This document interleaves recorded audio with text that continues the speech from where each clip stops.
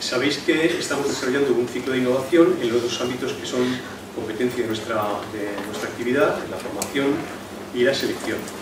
En selección hemos hecho menos actividades, pero llevamos ya algunas hechas también, y desde el primer momento teníamos el objetivo de que viniera alguien a contarnos cómo hacen la selección de empleados públicos en las instituciones europeas, porque es una experiencia de éxito no solamente por cómo lo hacen y por el resultado, sino cómo han transitado de un modelo al actual, ¿no? Yo creo que las dos cosas suscitan mucho interés a las personas que nos interesan los recursos humanos, la selección y la gestión del currículum, ¿no? Bueno, hemos tenido la suerte de tener a Manuela González Carlomán con nosotros. Ella es licenciada en Derecho por la Universidad de Oviedo, es del Cuerpo Superior de Administradores Civiles del Estado, estuvo unos años trabajando en la Administración del Estado, en función pública, entre otros sitios, y lleva ya unos cuantos años también trabajando en la EPSO, y ella tiene, pues, como encargo contarnos cómo funciona la EPSO, para quienes trabajan, qué es lo que consiguen, cuáles son sus resultados, también cómo transitaron de un modelo a otro, y para eso tiene una horita. Nosotros luego tendremos media horita para preguntarla lo que se nos ocurra, lo que nos interese, algo que me haya dicho ella, y por lo tanto, pues si os parece, le damos la palabra. Adelante, Manuela, muchas gracias. Muchas gracias, Fernando. Gracias sobre todo por invitarme a esta isla tan bonita con el buen tiempo que hace. Ayer cuando me fui de Bruselas estaba lloviendo y cuando llegué aquí me fui a dar un paseo por el paseo marítimo que tenéis y estoy encantada. Me voy a ir con lugares más mejor. Pero bueno, tendré que volver a ver. Como ha dicho Fernando, llevo ya un tiempo en Bruselas, llevo 5 años en una posición que se llama Experto Nacional Destacado. Es un título difícil de defender porque siempre te dicen experto en qué, pero bueno, al final es una categoría de personal que consiste en un intercambio mutuo de la experiencia que alguien tiene en la Administración Nacional, la lleva a las instituciones de la Unión Europea y cuando volvemos de nuevo a nuestras administraciones de origen podemos compartir todo lo que hemos aprendido allí. Y yo lo que he aprendido en el tiempo que llevo es que la selección se puede realizar de muchas maneras diferentes. Como ha dicho Fernando, he pasado por función pública en Madrid, en el Ministerio de Administraciones Públicas, y para llegar allí he hecho una oposición, en concreto a administradores civiles del Estado, y he pasado por la agonía de ser un opositor con un temario ya dado desde el principio. Mi temario cuando empecé eran 202 temas muy variados sobre ciencia política, sobre economía, sobre derecho, muchas cosas. A los 2 años de empezar con ese temario lo cambiaron a otro. Ya no eran 202 temas, eran 180, pero los temas eran distintos, con lo que prácticamente era volver a empezar. Y yo personalmente tengo cierta tirria a memorizar, a estar preparando una oposición y estudiando todos los días, desde que te levantas hasta que te acuestas prácticamente, estudiar y estudiar. No lo llevaba muy bien, no lo recomiendo con facilidad. Y fue con gran alegría que recibí que hay otras maneras de preparar oposiciones no tan memorísticas, sino un poco más orientadas a lo que luego realmente haces en el trabajo.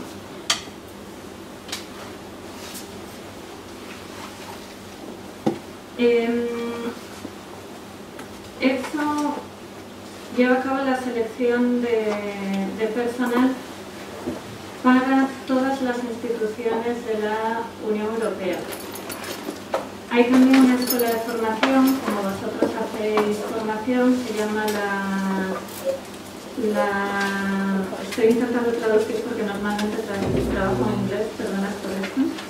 Es la EUSA, European Union School of Administration, con lo que sería Escuela de Administración de la Unión Europea, que depende administrativamente de EPSO, pero realizan un poco la formación de manera autónoma. Con lo que tendríamos como diferencias con el modelo que se sigue un poco, al menos a nivel del Estado, de selección por parte de un organismo que es el Instituto Nacional de Administración Pública, que también hace la formación, pero hace selección para cuerpos generales. En las instituciones sería EPSO la que hace la selección para todas las instituciones de todo tipo de personal, con perfiles generales, con perfiles especializados, no solo de funcionarios, sino también de contratados laborales, pero no lo hace solo. Necesita, en su función de seleccionador, de la figura de los tribunales de oposición. Los miembros de los tribunales que a su vez tienen miembros permanentes y miembros para cada oposición.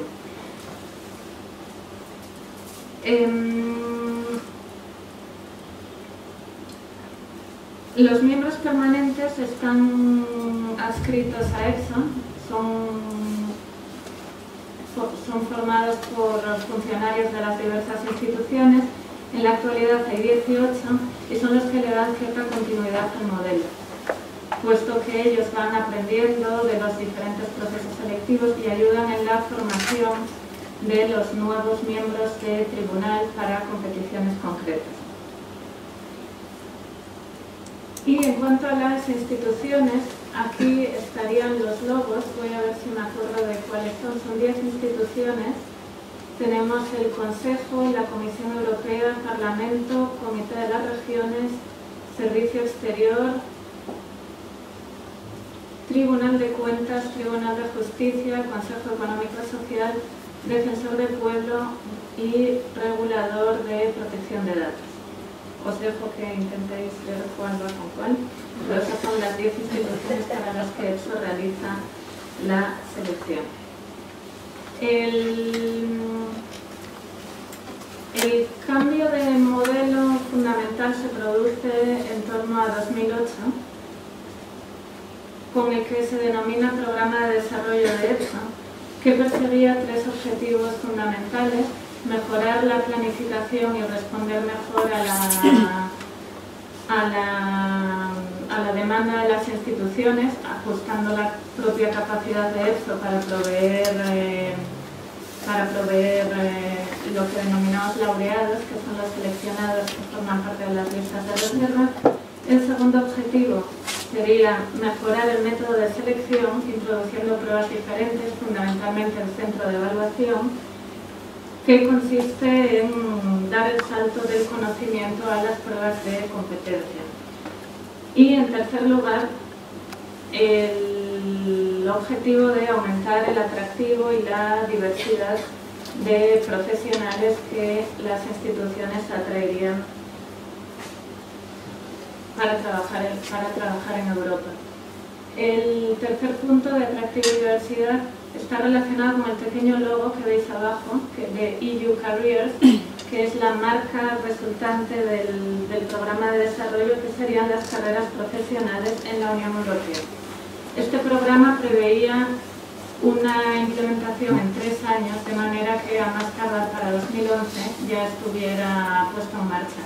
La primera oposición que se hizo siguiendo el nuevo modelo, en el que se incorporan centros de evaluaciones, fue en 2010 y ya el modelo estaba plenamente implementado en 2011.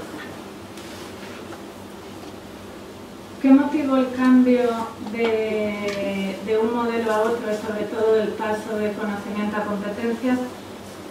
En primer lugar, que el proceso de selección estaba desfasado, se seguían modelos tradicionales, memorísticos, de mediados del siglo XX. Se creía que el personal debería renovarse debido a múltiples jubilaciones que iban a tener lugar. El proceso duraba prácticamente 2 años para seleccionar a un funcionario.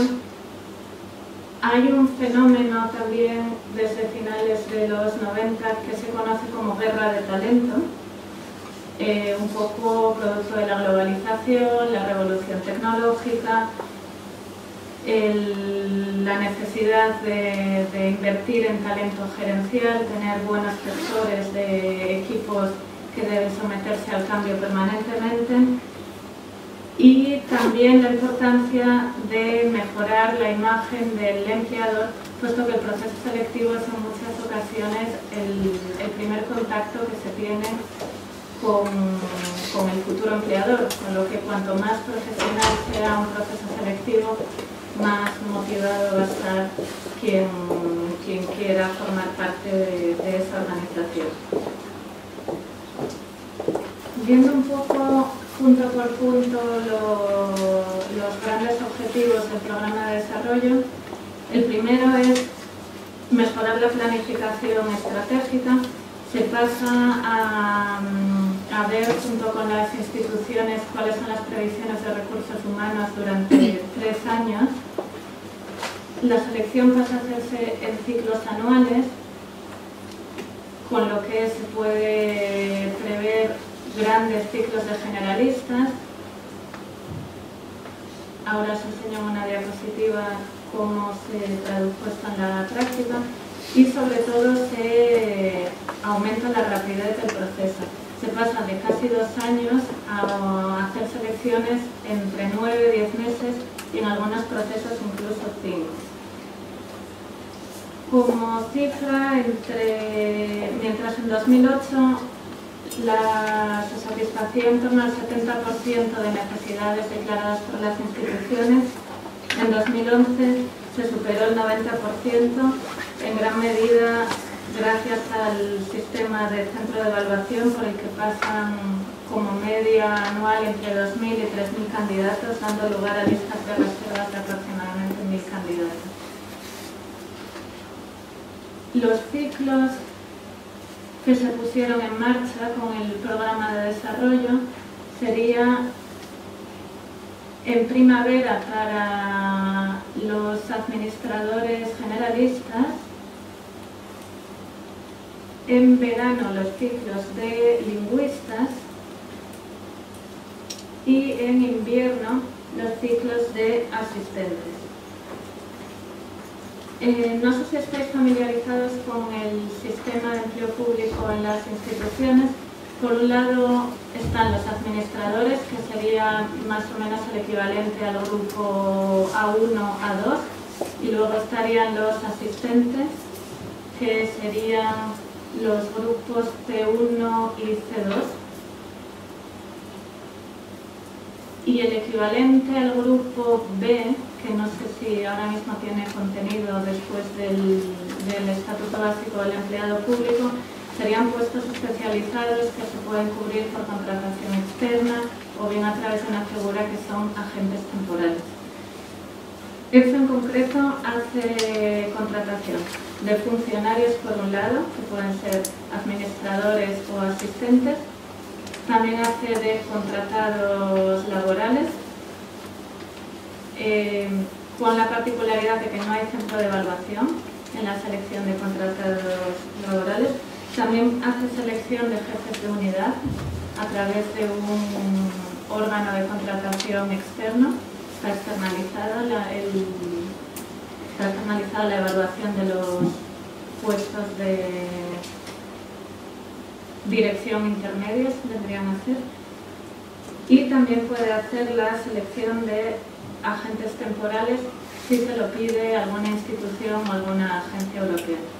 Junto con las 10 instituciones que he mencionado antes, también hace selección para agencias cuando se lo piden. Las agencias europeas son autónomas para hacer su propia selección, pero en ocasiones utilizan la figura de hecho para que la realice en su lugar. Un rasgo muy distinto de cómo funciona la selección en las instituciones, de cómo se hace en España, es que la selección y el reclutamiento están separados.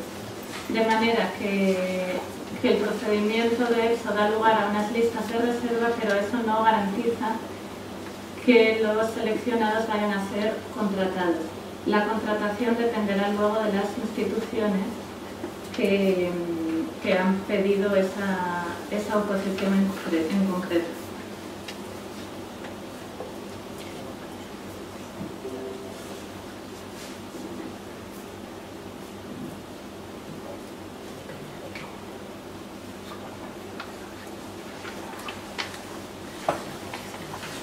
El segundo objetivo del programa de desarrollo de esto era mejorar las pruebas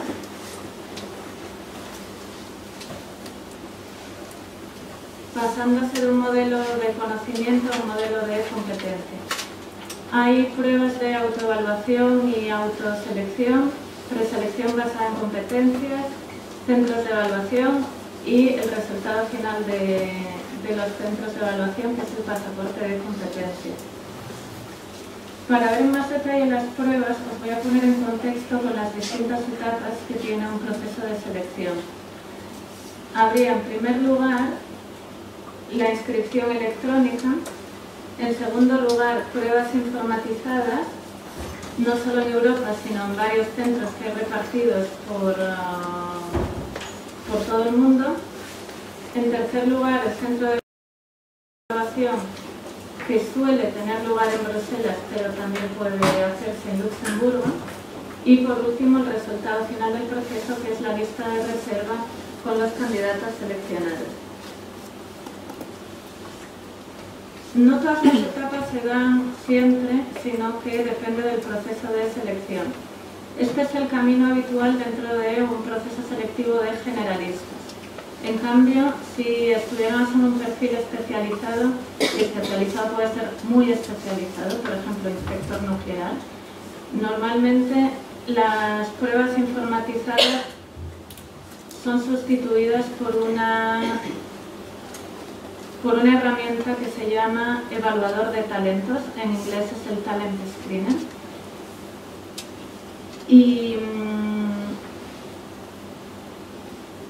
Y las pruebas informatizadas, en cambio, tendrían lugar en paralelo con el centro de evaluación.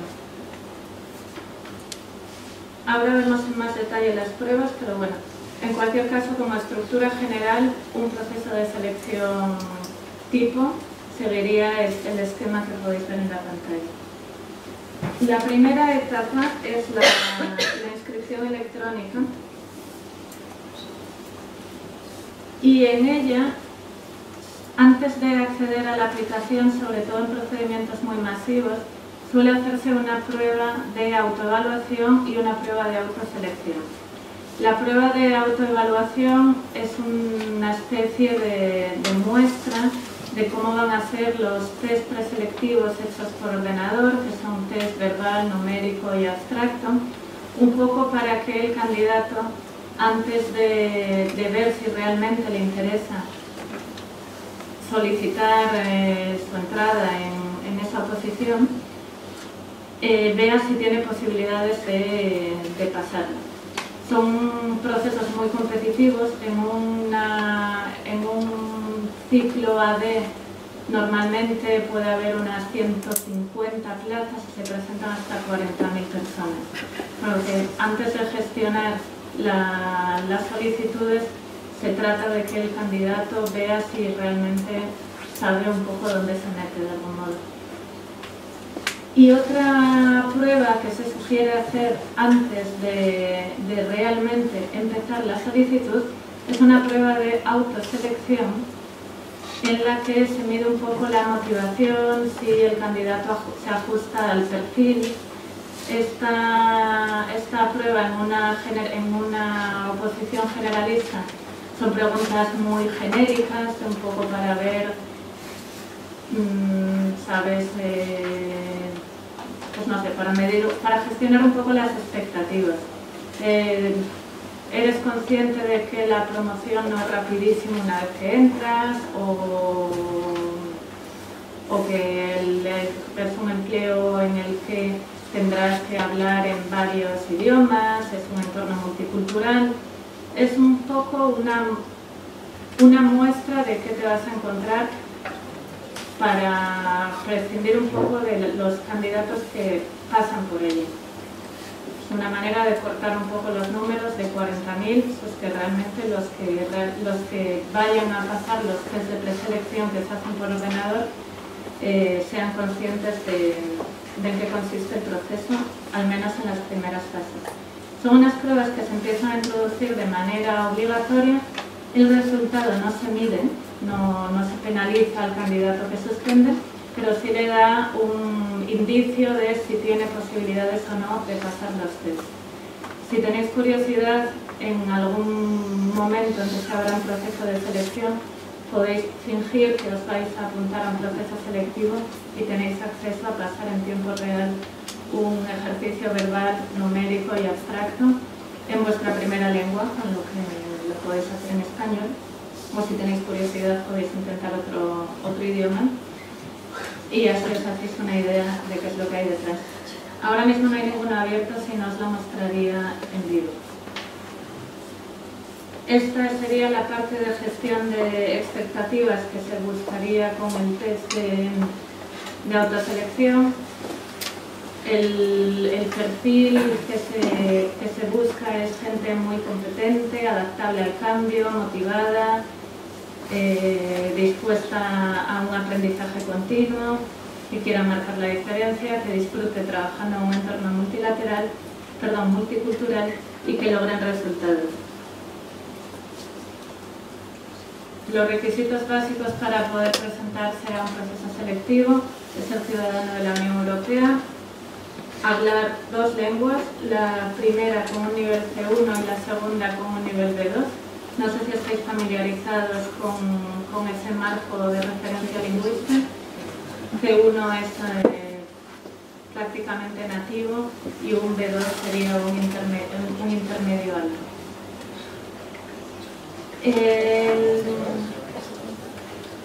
Y los perfiles lingüísticos, en vez de 2 lenguas, se les pide 3 lenguas y según algunos perfiles con combinaciones muy concretas. Los requisitos que se establecen en la convocatoria se refieren en general a requisitos de titulación y requisitos de experiencia profesional. Para perfil AD se pide un título universitario de educación superior. Para perfil asistente se piden estudios secundarios que se complementan con años de experiencia profesional en función de los niveles.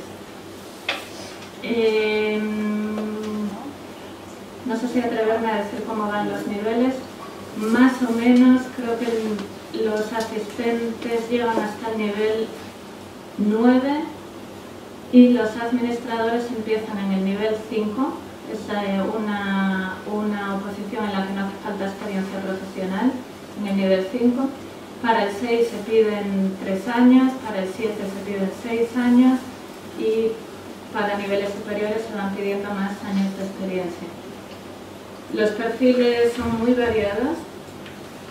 Hay oposiciones para jurista, administración pública europea, traducción, comunicación, auditoría, relaciones exteriores, jurista lingüística, intérpretes, economistas, asistentes, y estos son perfiles más, quitando jurista, lingüista y relaciones exteriores, la mayoría de estos son perfiles generales.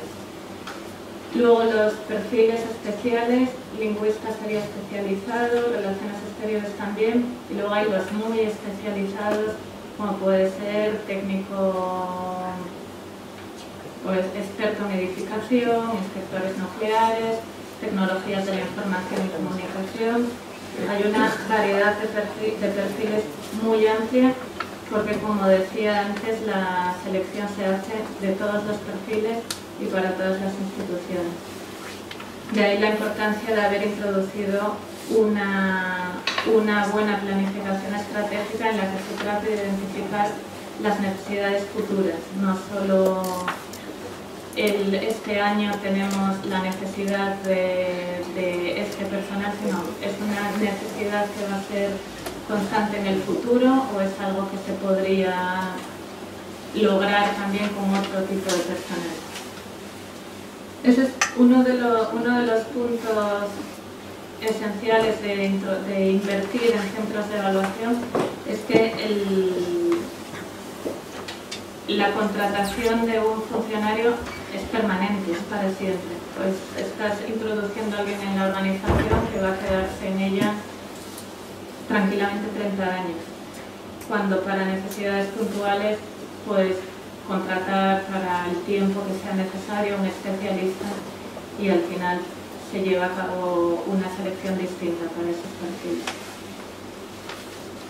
Una vez que se pasan estas pruebas de autoevaluación y autoselección, se abre la posibilidad de hacer la inscripción electrónica, para lo cual se crea una cuenta EXO a través de la cual se canaliza toda la comunicación con el candidato, y es en esa solicitud donde se muestra el interés de participar en el proceso.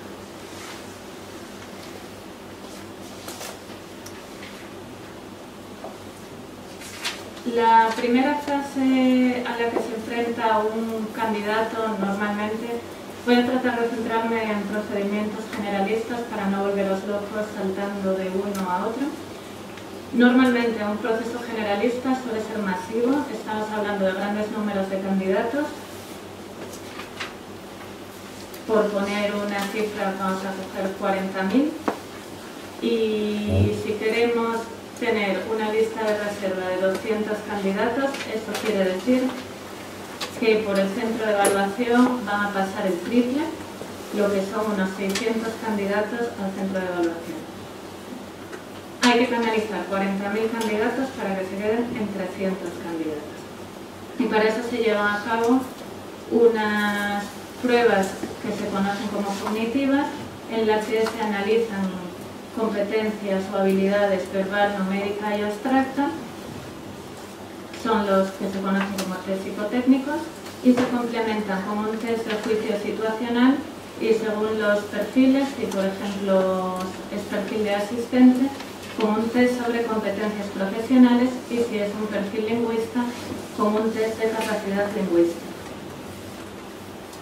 Las pruebas se hacen en la primera lengua, que será una de las 24 lenguas oficiales. Cuando hice esta diapositiva, Croacia todavía no era miembro de la Unión Europea, ahora son 24, no 23, y el test de juicio situacional se hace en la segunda lengua. Para perfiles lingüísticos, el test de razonamiento verbal se puede pedir en una segunda y en una tercera lengua, y ya he mencionado los test de competencias profesionales para asistentes. Algunos ejemplos muy breves: en un test abstracto se trata de medir la inteligencia fluida, de algún modo, la capacidad de pensar de forma diferente. No sé si sois capaces de ver cuál sería la respuesta en el sigue la serie de aquí.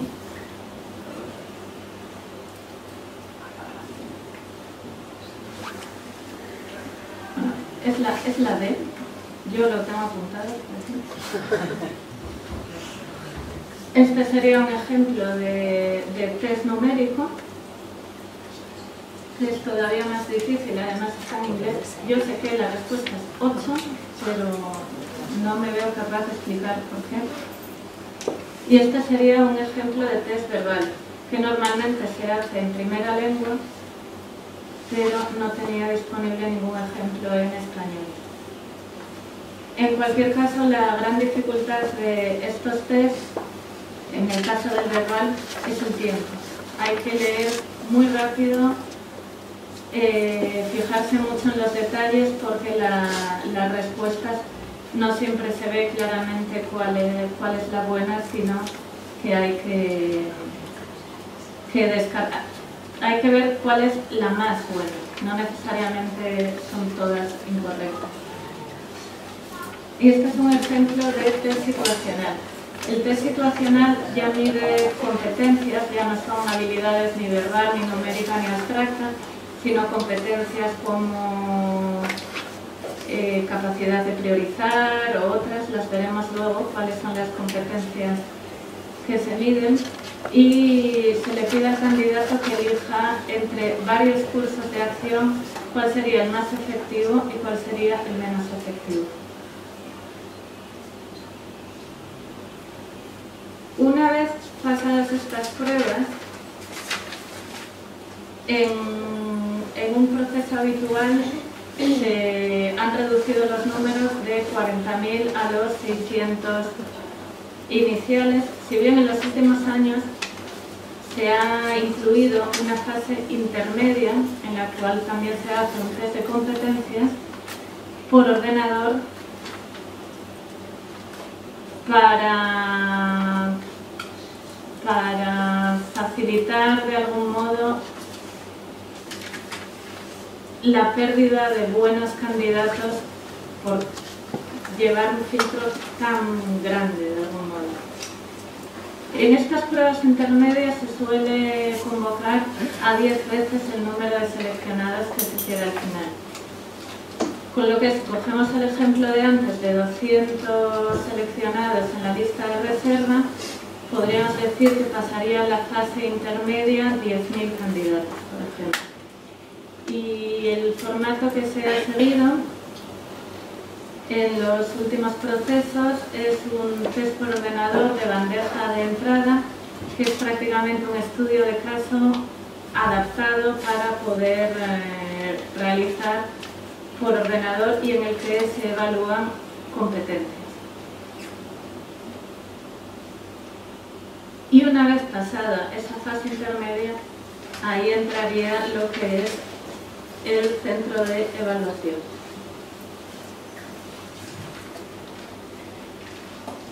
El centro de evaluación no es un lugar, no es importante en sí dónde se realice, sino que es un concepto que alude a un método de selección concreto. EXO lo utiliza como método de selección, pero no es el único uso que se puede dar a un centro de evaluación. Se puede utilizar para reclutamiento en perfiles concretos, para un puesto concreto, y se pueden utilizar también como mecanismo de movilidad interna, como un mecanismo de desarrollo profesional para valorar los puntos fuertes y débiles de las personas que ya están dentro de la organización.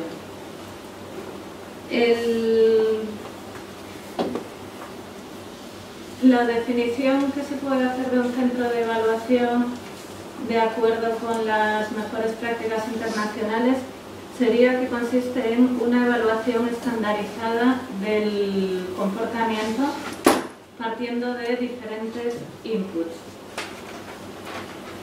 El centro de evaluación históricamente empezó en el ejército, fue utilizado en primer lugar por el ejército alemán, luego la inteligencia americana y británica también utilizaban este método de evaluación entre los años 20 y años 50 y progresivamente se fue ampliando al uso en empresa privada, primero en Estados Unidos, luego en Europa y ya a finales de los 90 se empezó a usar también por el sector público, ya no solo anglosajón, sino también se utiliza en Holanda, en Bélgica, en Alemania, en la ONU, en la OTAN. Es un método que progresivamente ha ido extendiéndose y por lo tanto se ha ido extendiendo la evaluación de competencias y abandonando un poco los modelos de evaluación exclusiva del conocimiento.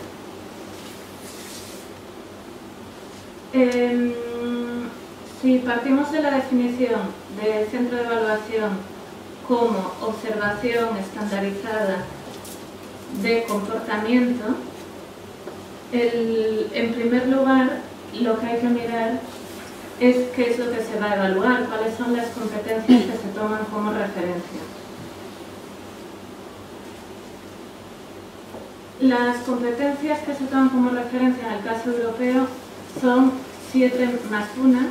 El +1 es la capacidad de dirección que solo se pide a los perfiles administrador y las 7 competencias son análisis y resolución de problemas, comunicación, calidad y resultados, aprendizaje y desarrollo, determinación de prioridades y organización, resiliencia y trabajo en equipo. El por qué se decide utilizar un centro de evaluación como método de selección no es solo porque se utilice en todo el mundo, sino por su capacidad como elemento predictor de rendimiento futuro.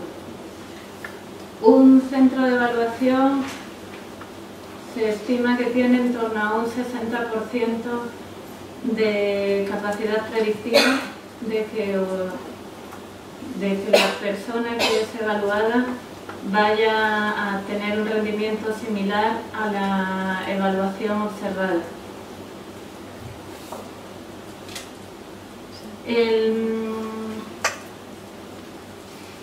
Luego, cada centro de evaluación sigue determinados principios. Los que se siguen en concreto en esto es que cada competencia se evaluará en 2 pruebas diferentes, que todas las pruebas simularán escenarios de trabajo posibles, son escenarios de trabajo relacionados con situaciones de la Unión Europea, que en los ejercicios que no se hagan por ordenador, sino que haya una observación directa por los asesores, cada candidato será evaluado por 2 asesores y que la evaluación será estándar y por lo tanto todos los asesores habrán recibido una formación en cuáles son las reglas estándares que deberán seguir para la observación y para la evaluación. El marco competencial que se sigue como base de todos estos criterios de evaluación no salió de la nada, sino que obedeció al programa de desarrollo de la EPSO, en el que se lanzó un análisis de puestos de trabajo para ver un poco cuáles son los elementos comunes que comparten todos los empleados públicos de las organizaciones. El análisis se llevó a cabo en 2009 y se siguieron varios puntos de vista. Por un lado, estratégico y visionario, cuáles son las habilidades y competencias que se buscarían en un entorno de cambio, viendo los cambios que vienen en el futuro, cuál es el potencial que se busca. Un segundo punto de vista sería el gerencial, desde el punto de vista de los directivos, cuáles son las competencias que más valoran en sus empleados. Y un tercer punto de vista sería operacional. Los propios empleados de la organización, cuando tienen que resolver problemas, cuáles son las competencias que más aprecian en esa resolución de problemas.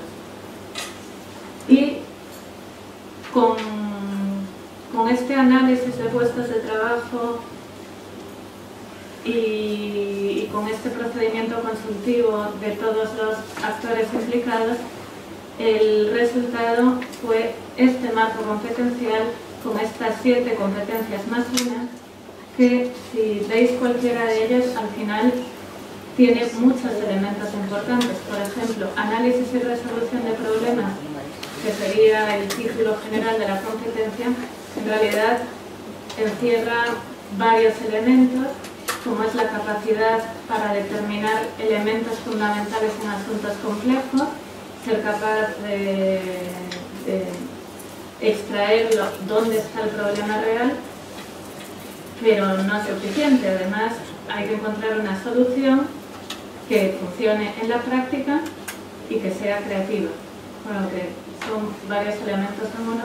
Y de la etiqueta general y viendo los elementos particulares que hay en cada una de ellas, es cómo se va estandarizando la observación para poder ayudar a los asesores en su método de observación a evaluar esta parte la hace bien, esta la hace mal, esta medianamente lo hace. Y es que en el proceso de evaluación por competencias no se trata de ser el mejor en todo. Las competencias todas tienen el mismo valor. Alguien puede ser seleccionado porque tiene que tener un mínimo de resultados en todas las competencias, pero puede ser excepcionalmente bueno en trabajo en equipo y en cambio no ser tan bueno en análisis y resolución de problemas y aún así ser un candidato excelente. Para la selección, una vez superado un mínimo, el proceso es competitivo y si estás entre los mejores de ese proceso formarás parte de la lista de reserva y esto al final lo que genera es un instrumento muy útil para el reclutador de ver qué es exactamente lo que quiere para el puesto en concreto.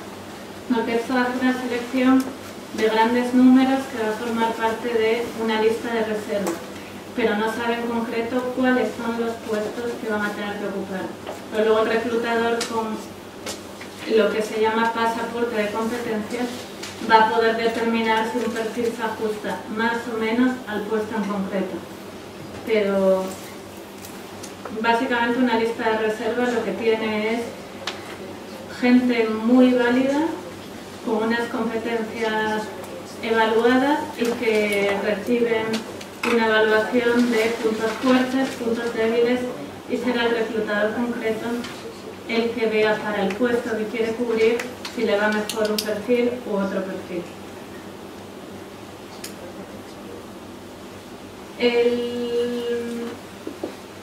El centro de evaluación típico sería un día en Bruselas. En función del proceso selectivo tendrá un estudio de caso, presentación oral, entrevista estructurada, ejercicio de grupo, ejercicios referentes a competencias específicas y pruebas lingüísticas prácticas, todas ellas en la segunda lengua del candidato. Luego vemos con más detalle cada una de las pruebas. Este sería el horario que recibe un candidato en un día típico, que viene a ser simular un día de trabajo a lo bestia.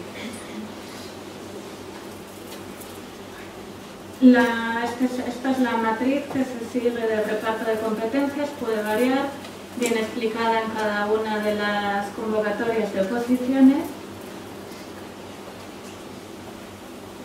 Y si vemos un poco cada una de las pruebas, tendríamos, por un lado, un estudio de caso que se hace por ordenador, puede hacerse en Bruselas durante el día, cuando hay pocos candidatos, o puede hacerse en los Estados miembros por ordenador. El estudio de caso viene a ser un montón de documentos que hay que leerse muy rápido. Hay un tiempo de preparación y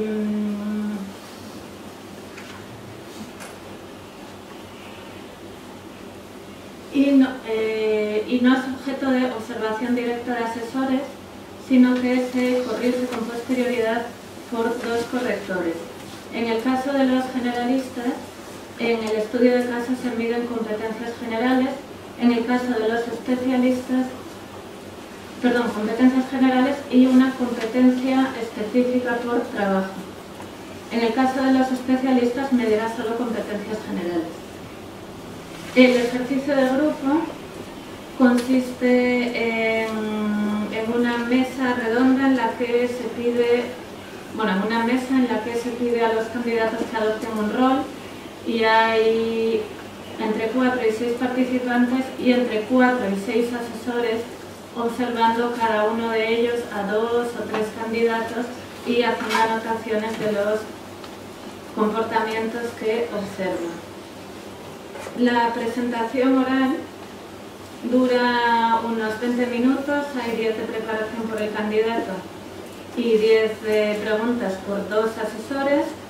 En todos los ejercicios se usan escenarios basados en la Unión Europea y hay también una entrevista estructurada en la que se evalúan competencias generales, que son preguntas de dime un ejemplo en el que hayas tenido que lidiar con este tipo de situaciones. Por ejemplo, en que hayas tenido que asumir una gran carga de trabajo y con esa pregunta se estaría evaluando la competencia de resiliencia.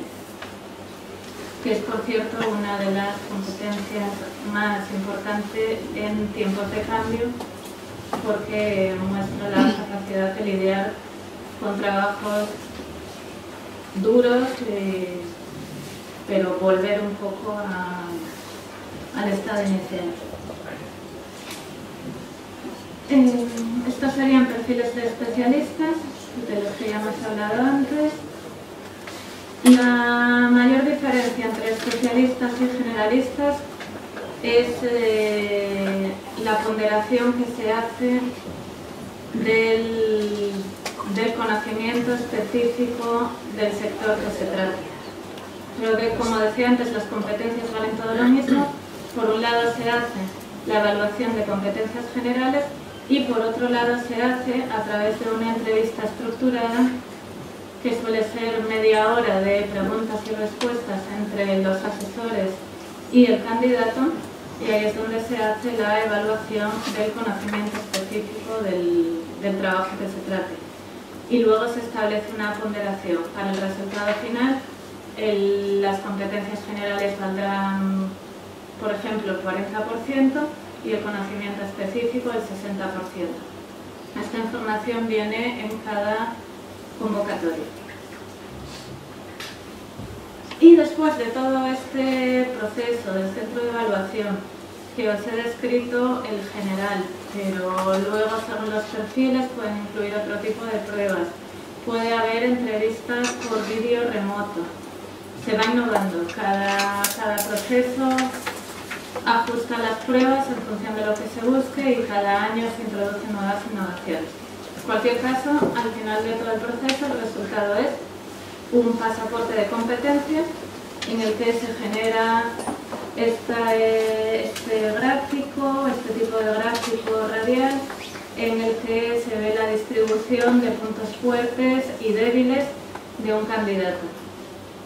Hay que puntuar un mínimo de 3 en cada competencia, pero como veis, en este caso, trabajar en equipo puntúa muy alto, resiliencia también puntúa muy alto, y el resto de competencias pues está en torno al 5.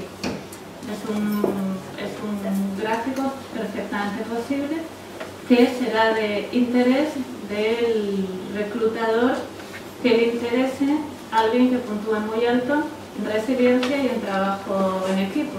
En cambio, el reclutador que por lo que sea necesite un gran comunicador, probablemente opte por un perfil distinto. Se genera, en definitiva, bases de datos con un número de candidatos que han probado un mínimo en competencias y que dentro de los que compiten entre ellos han resultado ser los mejores. En el caso de generalistas, la lista de reservas es válida durante un año, si bien se suelen prorrogar en la práctica, y en el caso de especialistas durante 3 años. Puede extenderse la validez y, como decía antes, no garantiza un puesto de trabajo, que es probablemente uno de los puntos de mayor frustración de los candidatos que quieren pasar un proceso selectivo en Europa. Es un proceso muy largo que implica mucha inversión personal y al final no te garantiza el puesto de trabajo. Por su parte, las instituciones, cada vez que tienen una vacante, comprueban si hay personal disponible en la lista de reserva, invitan a los candidatos a la entrevista y el candidato decide si acepta o no la oferta. Esa es la contraprestación. Un candidato en una lista de reserva no es penalizado si no le interesa el puesto de trabajo que le ofrecen. Pues no hay garantía de contratación, pero tampoco hay obligación de ir a cualquier puesto de trabajo, sino que puedes esperar a que te haga otra oferta, otra institución o la misma institución, pero para otro perfil. Y finalmente, si os acordáis muy al principio, el tercer objetivo del plan de desarrollo era aumentar la oferta y la diversidad de los perfiles interesados en trabajar en la Unión Europea. Y para eso la oferta es una carrera profesional variada, un entorno multicultural, un atractivo paquete de prestaciones, un trabajo interesante y la posibilidad de desarrollo y aprendizaje continuo. El paquete de formación interno es muy atractivo, hay muy buenos programas de formación lingüista. En mi propia experiencia, por ejemplo, he descubierto el mundo de Project Management, tienen una certificación propia de PM Square, tienen cosas muy interesantes a nivel de formación, las condiciones de trabajo son flexibles, tienen algo maravilloso que se llama FlexiTime, en el que puedes acumular horas y de algún modo las horas extras, si bien no se pagan, como pasa aquí, puedes recuperarlas, siempre y cuando sea por tipos de trabajo y no algo estructural. En este caso las soluciones deberían ser otras. Hay muchas posibilidades de conciliar vida familiar, personal y profesional. Y el gran atractivo, sobre todo para algunos países, es que las retribuciones son muy altas. Las retribuciones vienen a estar calculadas en función de una media de las retribuciones de empleo público de todos los países, con lo cual, dependiendo de si vienes más del sur o más del norte, el paquete retributivo es más o menos atractivo. Y esa sería un poco la idea de la presentación, que hace años que no hago en español y voy a tener que recibir un curso de algunas palabras para coger fluidez. Bueno, yo me voy a tocar aquí ahora, si queréis, para moderar el turno de intervenciones, de preguntas, de comentarios, de lo que queréis hacer, os voy ahorita.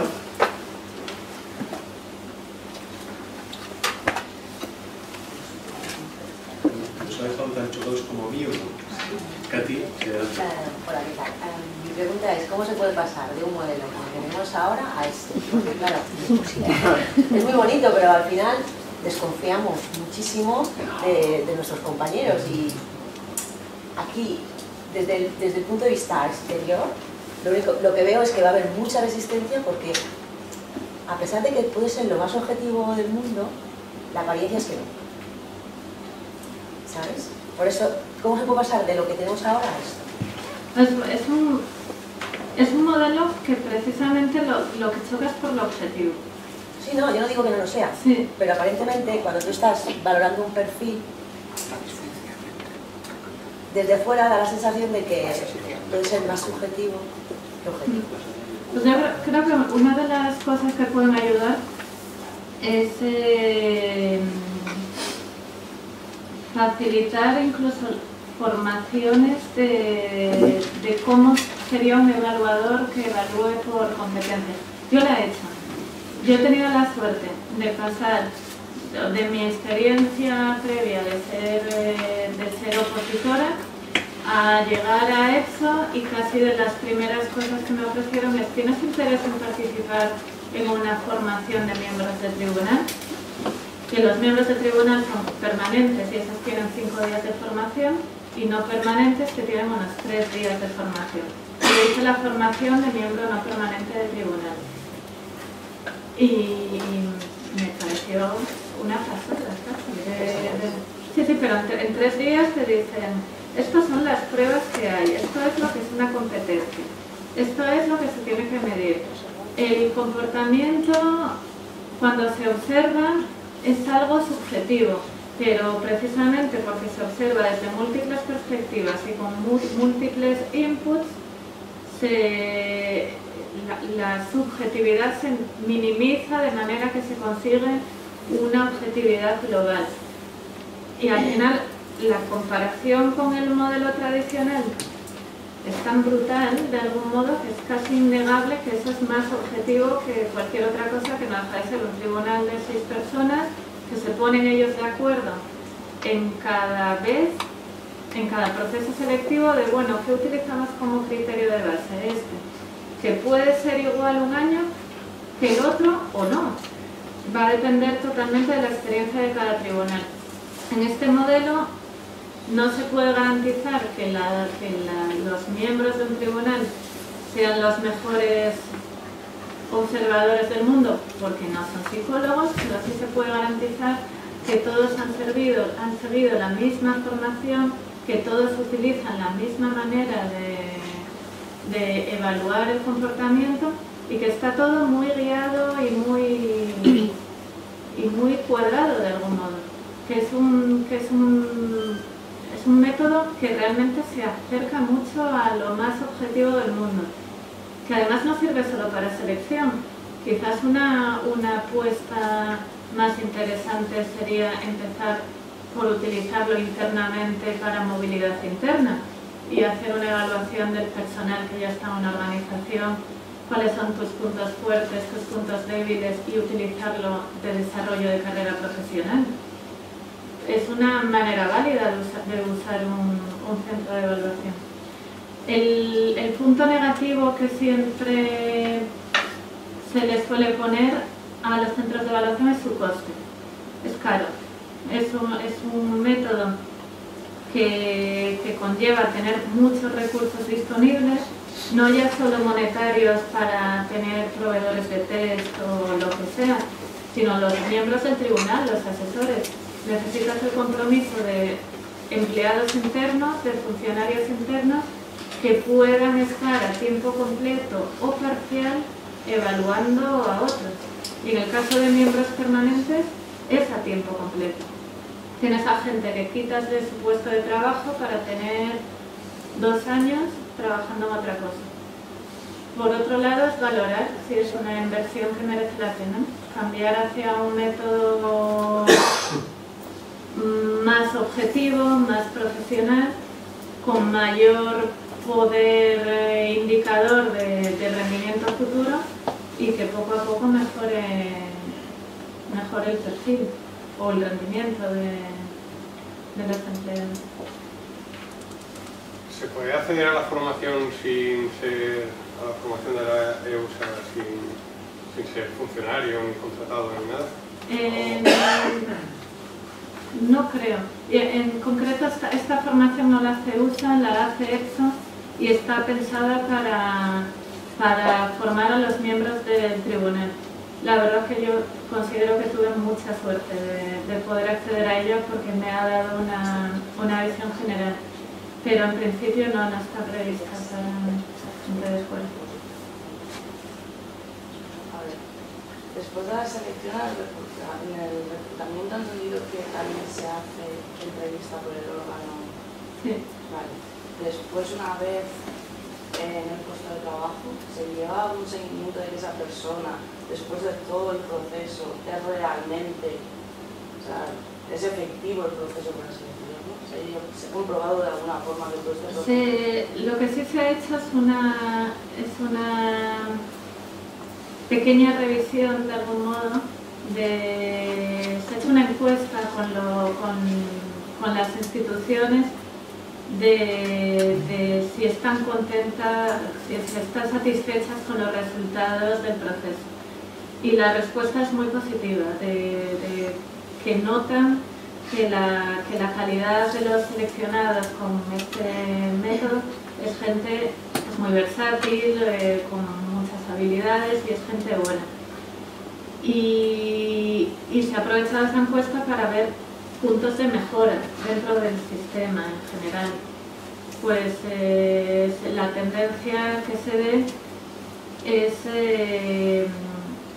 el interés de tener grandes pools de candidatos con muy buena cualificación, con perfiles muy variados y que luego el reclutador pueda de algún modo elegir en función de su especialización, o sea, tener acceso al currículum de los candidatos, que no sea solo sigues este procedimiento de selección para juristas y obligatoriamente vas a trabajar como jurista, sino tú has seguido un procedimiento de selección para jurista, pero el reclutador tiene acceso no solo a tu pasaporte de competencias, sino a toda tu experiencia profesional. tanto desde que has sido seleccionado como en el tiempo en que no te reclutan. Normalmente sigues trabajando y igual coincide que no sé, tienes también una experiencia en relaciones exteriores que puede venirle muy bien a ese servicio de reclutador. Se trata un poco de identificar potencial. Los centros de evaluación identifican potencial, posibilidades, no es tan rígido como un método tradicional de esto es lo que haces y aquí no puedes trabajar en otra cosa, sino este es tu potencial, eres fuerte en estas competencias, débil en estas, ya sabes cuáles son tus puntos de mejora, en cualquier caso eres un candidato excelente. Si se ha medido la experiencia profesional, esa queda también acreditada, pero para puestos versátiles a veces no es tan importante que la experiencia profesional coincida con la del proceso selectivo que has seguido. La tendencia tras la encuesta con los actores involucrados es poder utilizar grandes grupos.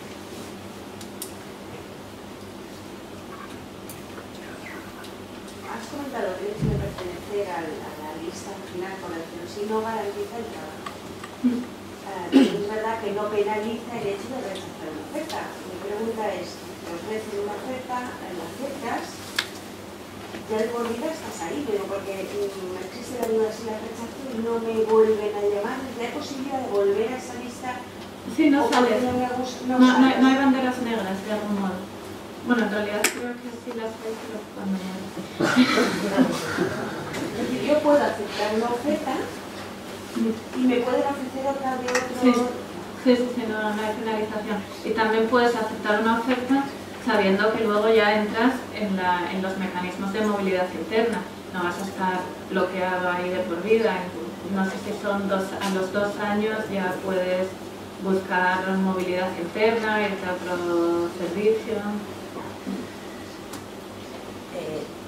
¿Qué perfil tiene el reclutador? ¿El? El reclutador. Suele ser experto de recursos humanos en el organismo de que se trate o en la institución de que se trate. Normalmente si hay necesidad de cubrir una vacante, el servicio interesado contrataría con la persona que lleva recursos humanos para que acceda a la lista de reserva y vea un poco qué es lo que hay en cartera para reclutar a una persona. Gracias. Hola. En la fase de reclutamiento hay cuotas asignadas por nacionalidades o lenguas. No hay cuota. Creo que la única cuota que se mantiene es en la selección de stagiaires,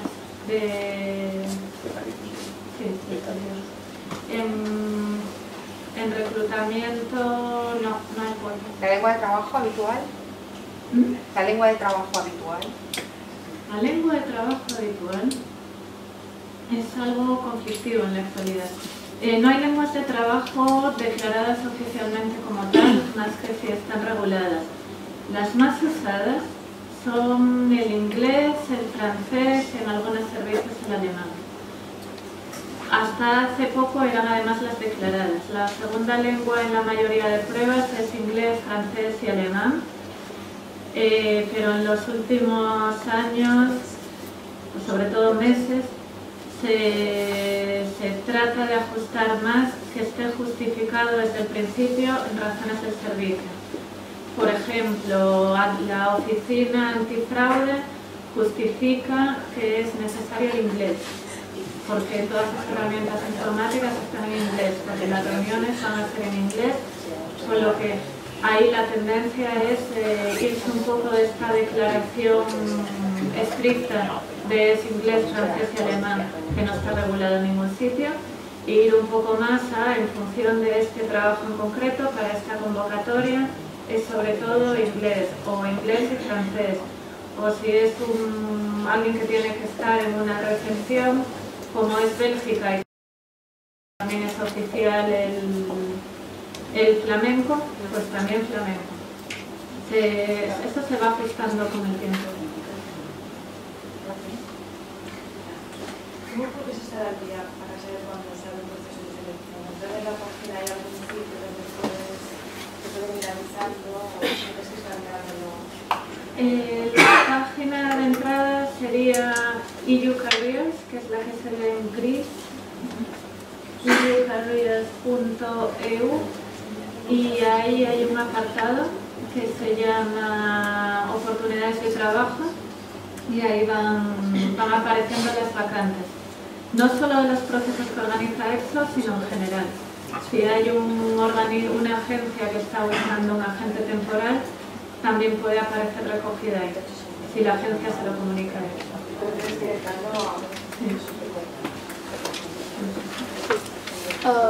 Bueno, en primer lugar, daros la enhorabuena, porque es verdad que yo creo que hay muchas personas escépticas en los cambios cuando los cambios son necesarios, y creo que es un modelo perfectamente adaptable a la administración pública de España, de las comunidades. Yo creo que falta voluntad política en primer lugar. No sé si, hacia aquí va mi pregunta, es decir, si el cambio de la selección por conocimiento a la selección por competencias fue una decisión política, es decir, de los órganos de dirección de las instituciones europeas, o fue un cambio propuesto desde los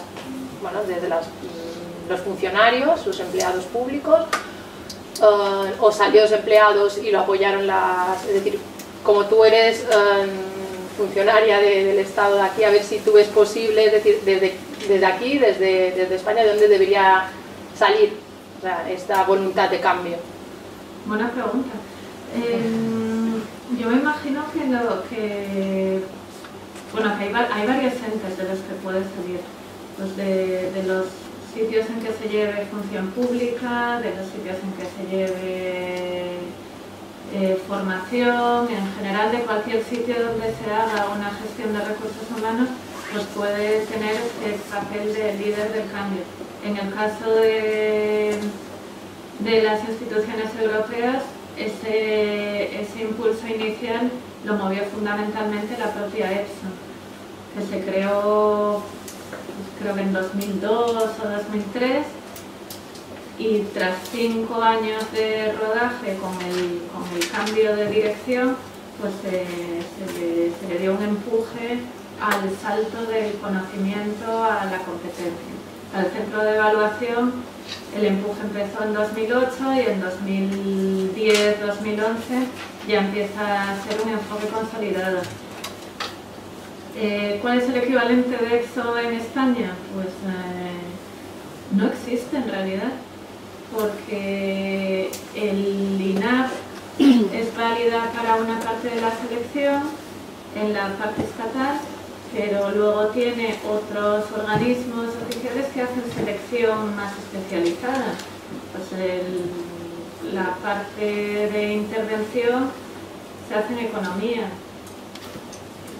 Hay otras partes que se hacen en otros. Pues no sé si son 4 o 5 organismos, pues casi tendría que ser un impulso conjunto para hacer el cambio. Otra opción, la parte de función pública.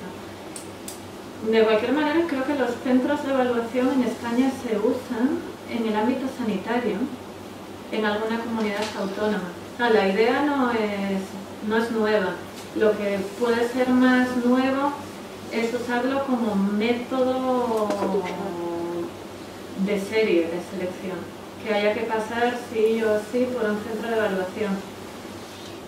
De cualquier manera, el primer obstáculo es casi presupuestario. Es una inversión. Pues ahí están las fórmulas de compromiso, de si hay grandes números, primero unas pruebas de selección lo más objetivas también, a ser posible por ordenador, que son más eficientes en un análisis coste-beneficio, y luego ya en números razonables la idea del centro de evaluación. No se podría tener centro de evaluación para todo el que quiere formar parte de la cosa pública.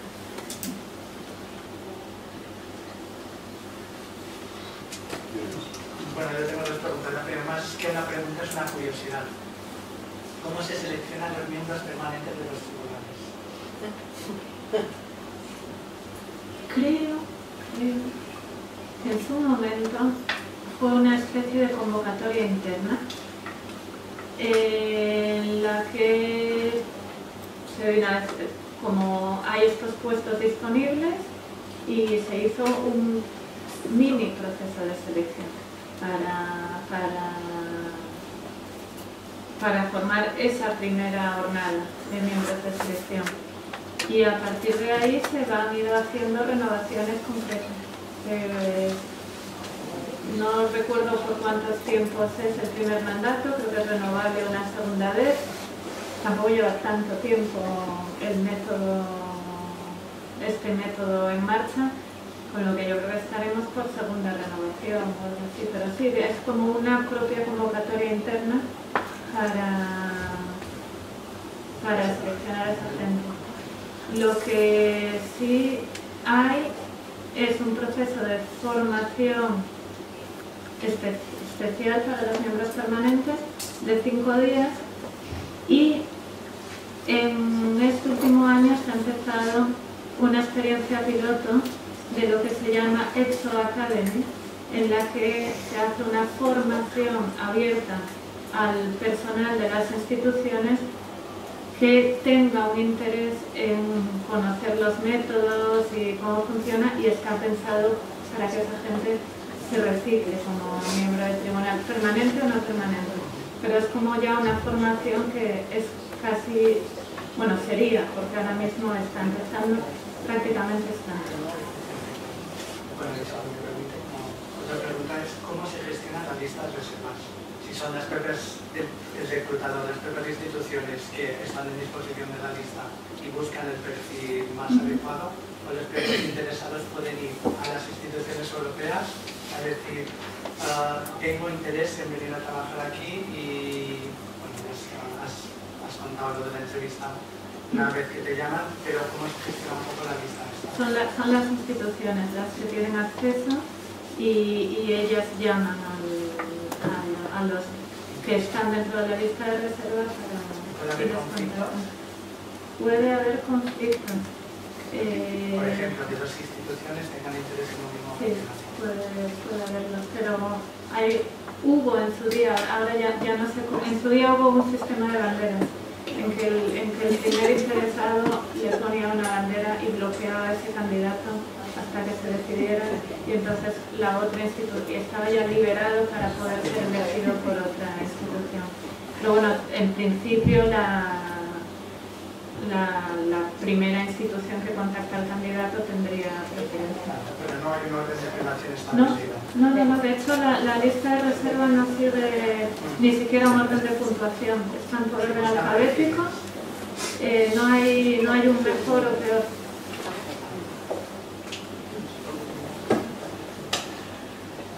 Si no tenéis más preguntas, quiero agradecer muchísimo a Manuela, ha sido también un placer tenerla con nosotros, ¿no? Y que nos muestre este sistema que sería pasar del sistema de las banderillas, ¿no? O de las cruces, por el sistema de banderas.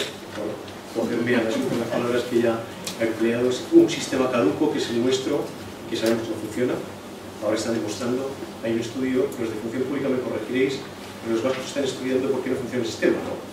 No funciona. Yo creo que es tan evidente que no hay que estudiar mucho, pero conviene documentarlo. Un sistema que no funciona por otro que a lo mejor funciona, ¿no?